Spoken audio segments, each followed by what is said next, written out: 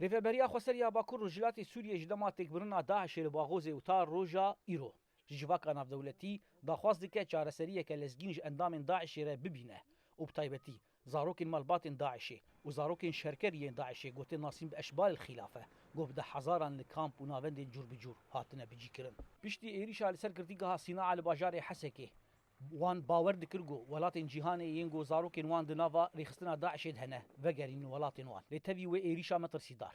Careke din Daişê anî sermasa nîqaşê û rêveberiya Xweser dibêje û careke din cîhan bi giştî çavê xwe ji vê dosyeyê girt. Hevserokê desteya têkiliyên derve ya rêveberiya Xweser Doktor Ebdilkerîm Umer dibêje got civaka navdewletî bi erkê xwe ranebû.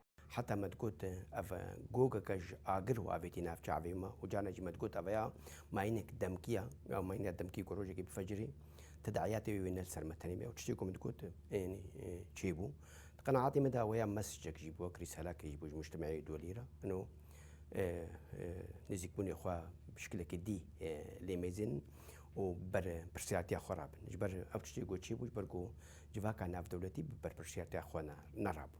یەک ji dosyeyên herî aloz zarokên malbatên Daişê û zarokên şerker an got bi navê eşbalê xîlafa têne naskirin. Li gorî hin şopîneran pêşbîn bûn got welatên cîhanê zarokên hemwelatiyên xwe vegerînin lê wekî Doktor Ebdilkerîm Umer dibêje ta niha tu welatekî têkilî bi wan re saz nekirine piştî êrişa Sînaa.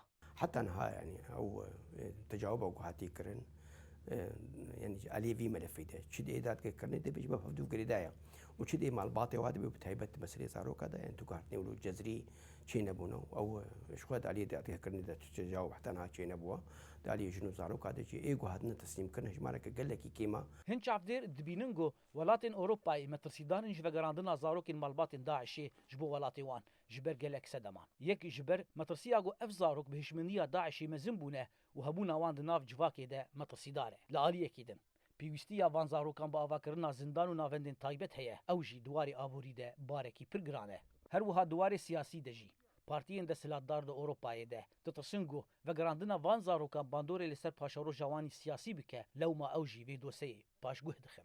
فحكومات بعض الدول الغربية حکومتên Ewropayê ditirsin ku vegerandina zarokan bandorê li paşeroja wan ya siyasî bike û partiyên rastgirs di ji vê dozê dikirin. Mîna ku Nerwîçê jineke Daişê vegerand, hikûmeta wî welatî ji ber vê dozeyê binket. Bi 10,000 zarokên malbatên Daişê li Bakur û Jilatê Sûriyê hene. Di kamp û navendên jinû avakirinê de hatine bicîkirin. Ji wan jî nêzîkî 12,000 zarok li kampa Holê hene. Rêveberiya Xweser dibêje eger tu welat van zarokan radestî xwe nekin, pêwîst e alîkariyê pêşkêşî wan bikin da ku navendên gincaw ji perwerde û jinû avakirinê re werin sazkirin. Zana Umer, dengê Amerîka, Hesekê.